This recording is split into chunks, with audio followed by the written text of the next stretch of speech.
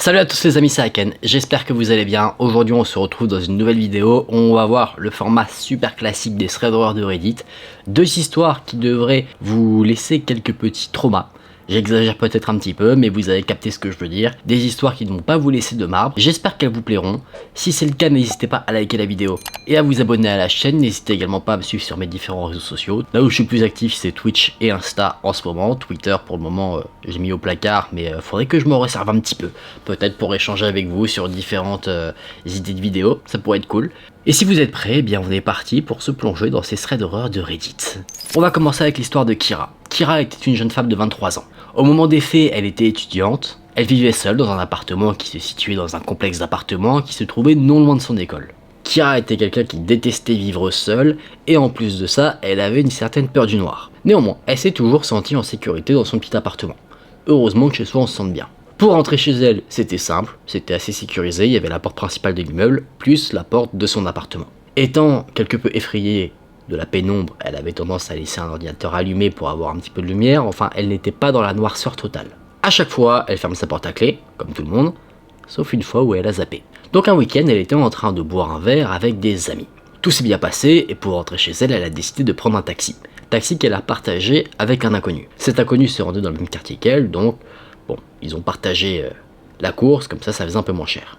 Le taxi a déposé Kira et le jeune homme non loin du complexe d'appartements, ils ont parlé un petit peu sur le trajet, et ils se sont séparés à la porte d'entrée du bâtiment de l'appartement de Kira. On avance de quelques semaines, on est de nouveau le week-end, Kira est chez elle tranquillement, elle regarde une série, et à un moment donné, elle s'endort, on était la nuit. À un moment donné, elle se réveille. Elle se réveille parce qu'elle entend une voix. Elle n'arrivait pas à entendre ce que la voix disait, mais elle arrivait à entendre qui pouvait dire certaines choses. C'est-à-dire qu'elle comprenait que la voix appartenait à un homme. Kira ouvre les yeux et elle voit une ombre au niveau de la porte de sa chambre. Là, Kira est tétanisée. Elle ne peut pas crier, elle n'arrive à penser à rien. Elle est juste là, figée, à regarder l'ombre devant la porte de sa chambre.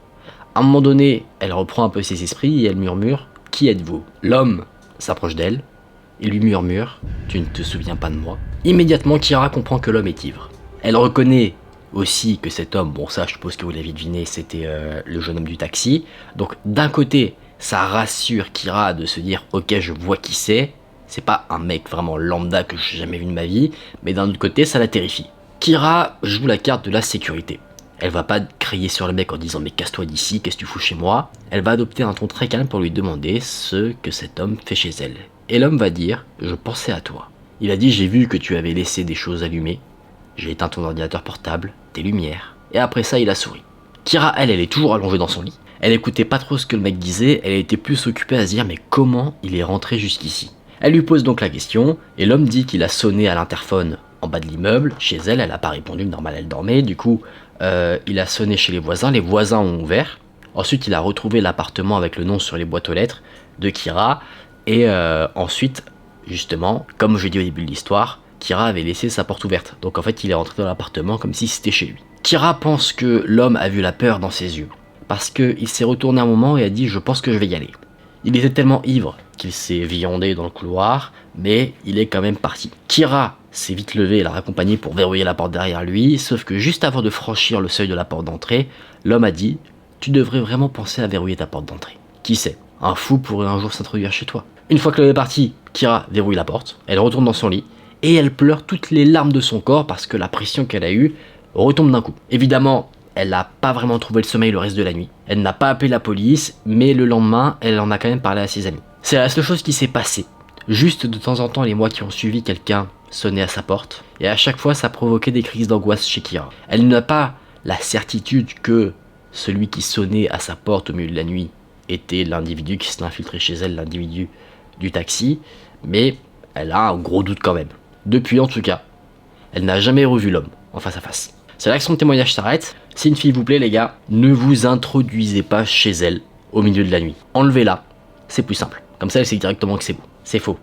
Ne suivez pas ce conseil. Ne suivez surtout pas ce conseil. Non, c'est une histoire vraiment très problématique, dans le sens où quel moment tu te dis je vais rentrer chez quelqu'un que j'ai vu une fois, et puis même si c'est en soi un pote ou une pote, tu rentres pas chez les gens sans qu'on t'y invite. C'est, enfin je sais pas, c'est une règle de base de la vie, non? Après, je suis peut-être totalement en décalage, mais pour moi, c'est quelque chose qui ne se fait pas. Peut-être que vous allez me dire en commentaire, mais si, ça se fait, etc., etc. Enfin, tant que c'est pas chez toi, pour moi, tu rentres pas comme ça. Hein. Ça se fait pas. Là, on va voir le témoignage de Ashley. C'est un témoignage qui est très dur pour elle.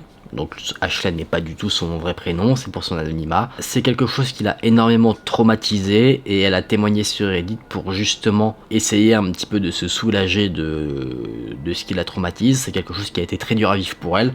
Donc on lui envoie plein de force, évidemment. Et on espère qu'elle arrivera à se débarrasser de ses démons. Ashley dit que quand elle était plus jeune, elle travaillait dans l'industrie du charme, en gros. Elle était dégoûtée d'elle-même, elle avait une très mauvaise image d'elle. Donc, étant plutôt omnubilée par cet aspect-là, elle faisait pas attention aux dangers potentiels qu'elle pouvait être amenée à croiser. Elle avait 19 ans, mentalement, elle n'allait pas très bien. Elle vivait dans un pays où les lois étaient un peu friables. On va dire, il n'y avait pas trop de législation sur les milieux du charme. Et en plus de ça, elle était très seule et très isolée. Donc, ça a créé un milieu pour Ashley où elle a souvent été blessée psychologiquement, physiquement même. Et il y a une fois où ça a été pire que les autres. Elle devait donc fréquenter quelqu'un. On va l'appeler Tommy. Il devait se rendre dans un hôtel pour vous savez quoi, et pour que l'entrée à l'hôtel soit plus facile, il valait mieux arriver en couple plutôt que une personne arrive, l'autre arrive plus tard, parce que sinon l'hôtel comprenait immédiatement ce que c'était, et l'hôtel pouvait dire non, on veut pas de ça ici. Donc il voulait faire passer les choses pour quelque chose de naturel, comme si c'était un couple. Donc ce qui s'était fait, c'est que Tommy et Ashley s'étaient retrouvés vers une gare, et ensuite à pied ils sont allés à l'hôtel, pour ensuite accéder à la chambre. Ashley voulait toujours aller dans des hôtels parce qu'elle considérait que c'était beaucoup plus safe pour faire ce qu'elle devait faire. Généralement, l'hôtel était fréquenté, donc si jamais il y avait un gros problème, elle pouvait quitter l'hôtel et appeler la sécurité ou interpeller d'autres clients. Donc, Ashley arrive à la gare, elle voit le fameux Tommy, qui a 35-40 ans, qui semble assez nerveux. Il ne reste pas immobile, il parle très vite, et il répondait de manière bizarre aux questions. Par exemple, si Ashley lui disait « Ah, il commence à pleuvoir, est-ce que l'hôtel est loin ?» Tommy répondait « La pluie c'est bien pour les cultures, ça fait pousser les plantes, en plus je pars bientôt en vacances, donc rien à voir. » Ashley se dit que c'est bizarre, mais elle met ça sur le fait que peut-être que l'homme est juste stressé, que c'est une première pour lui et donc il ne sait pas trop comment agir. Tommy et Ashley marchent, mais là il y a un nouveau problème, c'est que Ashley a l'impression que l'homme ne sait pas trop où il va. Du coup à un moment donné elle propose de sortir son téléphone pour checker sur Google Maps et savoir dans quelle direction aller. Finalement, ils arrivent à l'hôtel et là d'un coup le comportement de Tommy change. Il attrape Ashley par le bras assez violemment et il l'écarte de la réception. Il lui dit « Laisse-moi faire, faut pas que je sois reconnu ici. » Ashley comprend pas trop parce qu'elle se dit « Bah attends, vaut mieux qu'on apparaisse comme un couple normal et ça passera crème plutôt que de me mettre à l'écart, surtout que voilà quoi, j'ai l'air d'une fille normale donc ça va pas attirer les suspicions sur lui quoi. » Bref, Tommy va à la réception, il revient quelques minutes plus tard en disant que l'hôtel est complet, du coup Ashley propose d'aller dans un deuxième hôtel qui se trouve pas très loin. Ils vont donc dans un deuxième hôtel et ensuite Tommy dit c'est tout. Et ensuite Tommy dit que cette fois-ci Ashley reste dehors, pendant que Tommy lui va checker à la réception. Ashley ça la saoule un peu, mais elle voit que Tommy il est très insistant là-dessus, du coup elle se dit ok, on va pas l'énerver, j'accepte. Là, encore une fois problème, l'hôtel est complet. Ashley, avec le recul, se dit que c'était un red flag incroyable, parce que les hôtels ne se trouvaient pas dans un endroit très animé ou très touristique, donc normalement il devrait y avoir des places, mais elle a pas décidé d'écouter son instinct à ce moment-là. Du coup, Tommy dit qu'il habite à côté, et que, vu qu'il n'y a pas de place dans les hôtels, ils peuvent aller là-bas. En plus, les voisins sont pas là, donc ils peuvent faire du bruit, ne pas être discrets, il n'y a pas de problème. Il a dit un truc qui a terrifié Ashley, ou qui l'a mis en tout cas très mal à l'aise, c'est qu'il a dit, en parlant de l'absence de ses voisins, on va pouvoir faire autant de bruit qu'on veut, surtout avec ce que je vais te faire. Finalement, Ashley accepte de s'y rendre, et elle se rend compte, pendant le trajet de 10 minutes à pied pour s'y rendre, que c'est très compliqué de parler avec Tommy. Dans le sens où il parle longtemps, il dérive sur plein de sujets différents qui n'ont aucun sens entre eux, donc c'est compliqué. Tommy et Ashley arrivent à l'appartement de Tommy. En entrant dans l'appartement, Ashley se rend compte qu'il y a quelque chose qui ne va pas parce qu'il n'y a que des cartons de déménagement. L'appartement n'est pas du tout aménagé. Il y a une machine de musculation, une télé, mais une vieille télé. Genre la télé, vous savez, le gros boîtier là, pas du tout en écran plat. Et il y avait aussi juste un canapé. Donc vraiment un appartement très basique, très vide. Il y avait des chaussures pour femmes près de la porte, donc Ashley s'est dit que ce fameux Tommy trompait sa compagne. Ashley nous dit que habituellement, ses clients commencent directement à passer à l'action parce qu'elle facture au temps. Et ce Tommy là, lui, pas du tout. Il avait l'air d'être là, tranquille, à vouloir faire la conversation et tout. Tommy raconte pas mal de choses, des expériences de sa vie et tout, et au fur et à mesure du temps, il parle de choses de plus en plus glauques, de plus en plus effrayantes. Il dit qu'il est dans la mafia, qu'il est suivi, qu'il entend des voix, qu'il est la voix de Dieu. Vraiment, on comprend vite que Tommy, il est pas très sain. Ashley, elle, essaye de le diriger pour qu'il passe à l'action et qu'ensuite elle puisse partir. En gros, faire ce pourquoi elle est là. Et le Tommy ne réagit pas du tout. Ashley essaye de flirter un peu pour lancer le truc, mais lui, il s'en bat les cacahuètes. À un moment donné, il se lève, il va chercher dans un carton de déménagement et il en sort un énorme sachet. Un sachet rempli de pilules. Tommy va dire, prends-en. Ashley lui dit que non, et là, il commence à s'énerver, à dire que c'est son paiement et qu'elle doit en prendre. C'est comme ça. Ashley comprend que les pilules, ce ne sont pas des médicaments mais des substances, et que le fameux Tommy, il est probablement éclaté. Elle essaye un peu de désamorcer la situation en parlant d'autre chose, en se levant et en allant vers la porte en mode « je vais partir ». Tommy se rend compte que Ashley essaye de partir, et c'est là que pour Ashley, c'est la descente aux enfers. Pendant longtemps, elle a été agressée, abusée, torturée, menacée. Je vais pas rentrer dans les détails de tout ce que cet homme a pu lui faire, mais c'était pas des choses forcément axées sur la libido, c'était des trucs où le mec en fait il avait des vices, et des vices qui étaient liés à la colère, à la rage, et du coup il avait des impulsions, et il se défoulait sur la pauvre Ashley. Normalement elle n'aurait pas dû rester si longtemps, genre 1 heure. Elle avait rencontré le Tommy à 5 heures, donc normalement 18h, 18h30, Ashley devait être libérée, mais là elle sait qu'elle a passé toute la nuit chez lui, parce qu'à un moment donné, quand elle a ouvert les yeux, elle a vu le soleil se lever. Évidemment, Tommy menaçait souvent Ashley d'un couteau de cuisine en disant qu'il allait la découper, qu'il allait la tuer, lui faire manger ses propres morceaux de corps, enfin vraiment des trucs dégueulasses. Et au fur et à mesure du temps qui passe, Ashley se rendait compte qu'en fait, elle allait rester là pour toujours si personne ne venait la libérer. C'est pas Tommy qui allait lui dire vas-y casse-toi. D'ailleurs même le fameux Tommy a dit qu'il était très heureux que Ashley accepte d'être sa petite amie. Le Tommy il fait des trucs incompréhensibles, il est totalement fou.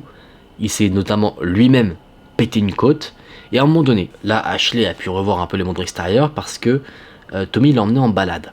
Sauf que là où vous dites elle aurait pu s'enfuir à ce moment-là, c'est pas le cas. Ils ont pris un taxi ensemble et Tommy avait avec lui son fameux couteau. Donc Ashley avait trop peur de tenter quelque chose parce que Tommy aurait pu mettre fin à ses jours très rapidement. En fait, Tommy avait emmené Ashley pour la surveiller. Évidemment, il n'allait pas la laisser seule chez lui parce qu'il voulait s'acheter de l'alcool. Et là, Ashley a essayé de montrer au vendeur qu'il y avait un truc qui allait pas. Elle a essayé de lui faire des grimaces, d'insister sur le fait qu'elle avait des blessures évidentes, ça se voyait, c'était pas des blessures cachées, sauf que le vendeur regardait ailleurs, il n'a pas fait attention du coup. Eh bien, il n'a pas pu venir en aide à Ashley. Là, Tommy et Ashley sont en direction pour retourner vers son appartement. Tommy a prévu plein de choses, des choses évidemment pas joyeuses. Il disait j'ai plein de jouets qu'il faut que tu vois, j'ai plein de vêtements qu'il faut que tu portes. Et là, pour Ashley, dans sa tête c'est clair, si elle remet les pieds dans l'appartement de Tommy, elle sait que cette fois-ci elle n'en sortira jamais. Donc elle se dit c'est maintenant qu'il faut que je fasse quelque chose. Elle a franchi la ligne qu'elle n'avait pas franchie dans le taxi. Dans le taxi elle se disait j'ai pas envie de mourir, etc. Là maintenant elle se dit je suis prêt à risquer ma vie pour ma liberté. Ashley analyse dans la rue tout ce qui pourrait la sauver. Et elle voit une chose. Elle voit qu'il y a un arrêt de bus et un bus qui arrive. Pour elle, c'est son moment. Bien qu'elle est en talons, qu'elle a du mal à courir, elle a mal aux pieds, elle est blessée, elle se dit c'est ma chance ou jamais. Du coup, elle tape son plus gros sprint en direction de cet arrêt de bus. Elle arrive à monter dans le bus, elle dit au chauffeur de reprendre la route tout de suite. Il y avait personne qui attendait à l'arrêt, donc il n'y avait pas de problème. Le chauffeur a dit ok, il a demandé à Ashley si tout allait bien. Vraiment un chauffeur très gentil. Ashley s'est mise à pleurer parce qu'elle a affaire à deux extrêmes. Il y avait d'un côté Tommy, très violent, très malsain, genre le diable sur terre, et ce chauffeur de bus, très gentil et très attentionné. Donc on va dire cet ascenseur au niveau de ses interactions, ça la chamboule totalement. Elle a vu Tommy quand le bus est parti parce que le bus est passé à côté, il avait l'air enragé. Mais fort heureusement, Ashley a réussi à rentrer chez elle. Un peu plus tard, elle a trouvé sur son mur Facebook un message de lui. Et en fait, le truc c'est que Ashley avait laissé son sac chez Tommy, du coup il y avait sa carte d'identité à l'intérieur et il a pu retrouver son vrai nom. Il lui a envoyé un message en disant qu'il l'a remercié pour le date et qu'il avait hâte de la revoir. Immédiatement, Ashley l'a bloqué, elle est ensuite allée à l'hôpital. Et c'est 1 an plus tard qu'elle en a parlé à la police. Elle en a parlé que quand elle a quitté le pays, parce qu'elle avait trop peur que ce fameux Tommy retrouve son adresse et lui refasse subir ce qu'il lui a fait subir. La police a pris toutes les informations nécessaires à leur enquête, et depuis, Ashen n'a jamais eu de nouvelles. Donc elle ne sait pas s'il a été arrêté, s'il a déménagé, s'il a été retrouvé ou pas. Ça, elle en a absolument aucune idée. C'est là que le témoignage d'Ashley se termine.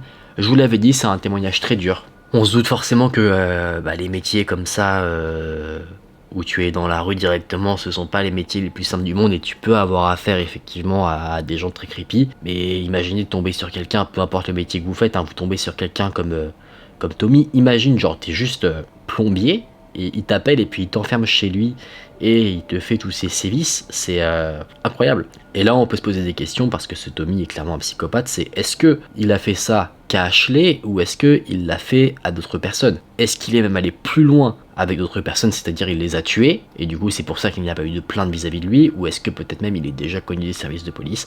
Ça reste dans la part de mystère de cette histoire. Bon les amis, on en a fini pour ces deux témoignages. On a eu deux témoignages très effrayants, je trouve, très lourds. J'espère qu'ils vous ont intéressé, qu'ils vous ont apporté les petits frissons et qui vous montrent qu'il faut faire toujours très attention. Fermez bien votre porte à chaque fois quand vous allez dormir. Faites attention aussi à vous dans la rue. N'acceptez pas les invitations de n'importe qui. Je pense que j'ai pas besoin de plus vous mettre en garde que ça. Les histoires suffisent à elles-mêmes. Si vous avez passé un bon moment devant la vidéo, n'hésitez pas à la liker et à vous abonner à la chaîne. Et on se dit à très vite dans une prochaine vidéo. Prenez soin de vous, c'était Aken. Salut!